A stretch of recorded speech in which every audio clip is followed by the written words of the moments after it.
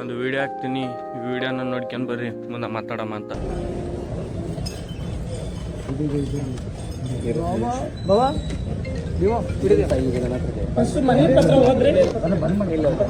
Sir 2 ನಿಮಿಷ sir, ದಯಮಾಡಿ weight ಮಾಡಿ. ಬೇರೆ ಮೀಟಿಂಗ್ ಇದೆ, ಹೋಗ್ಬೇಕು ಸರ್. ನಾವು ನಮ್ಮ ಮನೆಗೋಸ್ಕರ ನಾವು ಕೇಳಕ್ ಬಂದಿಲ್ಲ ಸರ್.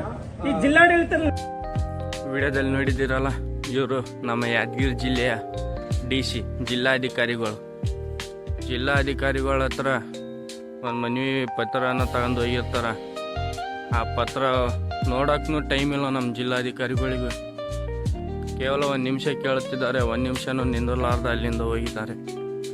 ಈ ಥರ ಜಿಲ್ಲಾಧಿಕಾರಿಗಳಿದ್ದರೆ ಯಾವ ಜಿಲ್ಲಾ ತಾನೇ ಉದ್ಧಾರ ಆಗುತ್ತೆ? ಅದೇ ರೀತಿ ನೀವು ಸ್ಟೇಡಿಯಂ ವಿಚಾರಕ್ಕೆ ನಮ್ಮ ಲೋಕೇಶ್ ರಾಥೋಡ್ ಅಣ್ಣನವರು ಈಗ 3 ತಿಂಗಳಿಂದ ಸತತವಾಗಿ ಪ್ರಯತ್ನ ಮಾಡ್ತಿದ್ದಾರೆ.